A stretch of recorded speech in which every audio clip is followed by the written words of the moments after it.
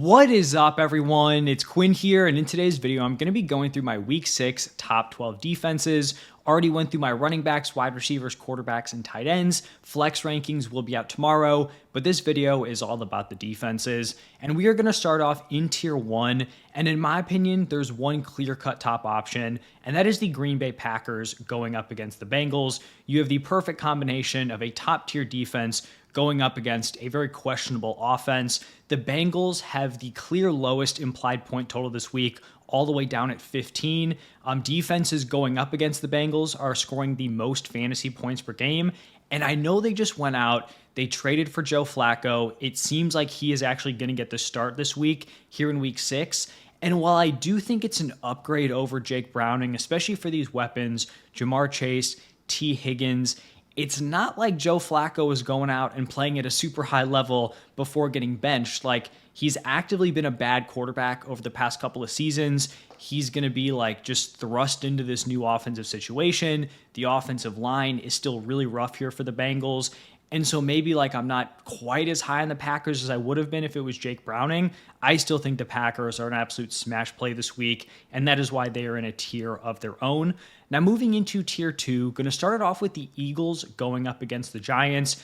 I just think this combines a very solid defense. Eagles are 10th in points per game with a really nice matchup. The Giants are tied for the second lowest implied point total this week. Defenses going up against the Giants are scoring the 7th most points per game. And then this is also just a really quick turnaround after a tough loss for the Giants. It's a tough ask to now have to take on the Eagles with that short turnaround. So I like the Eagles here at number 2. Then at number 3, going to go with the Steelers going up against the Browns. This is definitely kind of targeting this Browns offense. They're tied for the second lowest implied point total right there with the Giants. The Steelers have been a very solid fantasy defense, averaging the 7th most points per game.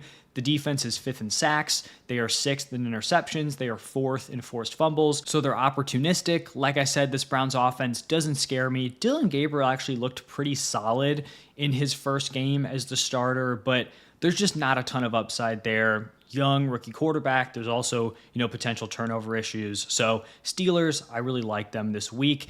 Then I'm going to go with the Broncos going up against the Jets. This Broncos defense is averaging the 9th most points per game. The Jets have the 5th lowest implied point total this week, and the defenses going up against the Jets are averaging the 8th most points per game. This is just another spot where you trust the Broncos defense. You're not really scared of the Jets offense burning you.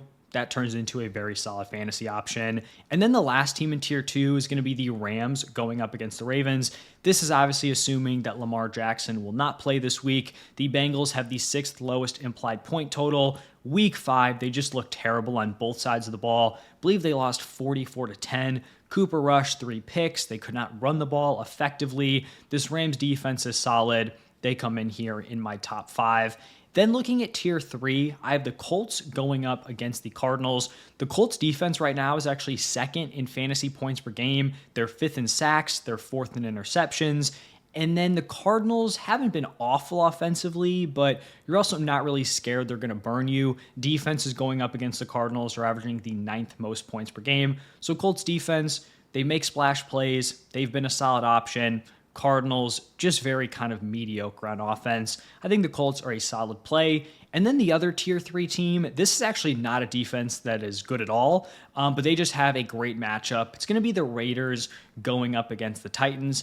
Now, maybe you could make the case that this is the week where the Titans actually look competent offensively. Cam Ward did have a really nice close to that Week 5 game, but they've just looked so rough. They still have the 4th lowest implied point total this week. Defenses going up against the Titans are averaging the 2nd most points per game. And then, like I said, the Raiders are not great in terms of fantasy points per game. They're 20th, but I do think they can win out in this matchup going up against the Titans. I believe the Titans have also allowed the 2nd most sacks. So I think the Raiders can get to the quarterback, have a nice fantasy day. And then the 4th and final tier, kind of an interesting mix of defenses. We're going to start off with the Patriots going up against the Saints. This Patriots defense has been solid, 9th in points per game. The Saints have the 9th lowest implied point total. Spencer Rattler has actually been pretty solid. It's kind of just flown under the radar because no one's really talking about the Saints and they don't have a great record, but he's been fine. It's just one of those situations where you don't expect the Saints to go out there and actually burn you. Maybe the Patriots don't end up being a smash play, but I don't think you're really going to like firmly regret starting the Patriots this week. The Saints offense just doesn't have a ton of upside. Then I have the Browns going up against the Steelers. The Steelers have the 10th lowest implied point total. The Browns are tied for 5th in sacks. I do think the Browns are a better defense than their fantasy points per game has kind of led you to believe to this point in the season. Also, I'm not overly high on this Steelers offense. I think they're a fine like back end defense one option. Then I have the Chargers going up against the Dolphins. Dolphins offense has been all right. They do have the 7th lowest implied point total. The Chargers defense been kind of up and down, have faced some tougher matchups to start off the season, but I think they're a fine option, potential pickup. And then for the last two defenses, it's going to be two defenses that have been really strong this season. They're going to be matching up against each other this week. It is the Jaguars at number 11, and then I have the Seahawks at number 12. Now, it was kind of interesting trying to find this balance because, like I said, both these defenses have been very effective. The Jaguars are actually 1st in points per game. The Seahawks are 4th. The issue is like neither offense is all that great of a matchup to attack. Like the Jaguars are still kind of clunky, but they haven't been amazing for opposing fantasy defenses. Same thing with the Seahawks. They're just very, very solid. But for the Jaguars, they just continue to be very opportunistic. They're leading the NFL with 14 forced turnovers. They have 10 interceptions. We just saw them come through big time against the Chiefs with that 99-yard pick six. But like I mentioned, the Seahawks offense is pretty solid, and defenses going up against them are actually scoring the 7th fewest points per game. So it'll be interesting to see if they can continue to make these splash plays. But just because they're the number one defense, I don't think they're like an auto start this week because the Seahawks offense is pretty solid. Sam Darnold coming off a really solid performance against the Buccaneers. And then on the other side here with the Seahawks, they've also been pretty solid at forcing turnovers. They're 2nd in interceptions. But the Jaguars have a respectable 24 implied points this week.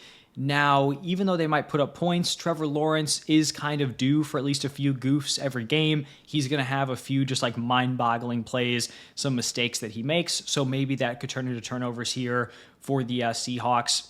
I think it's kind of fair to have them as like back-end defense one options, ranked at number 11 and number 12. But that is going to wrap it up for my top 12 rankings. If you guys enjoyed the video, do me a huge favor, hit that like button and subscribe. If you haven't checked out all the other rankings, go take a look at those videos. And then like I mentioned at the top, the flex rankings will be coming out tomorrow morning.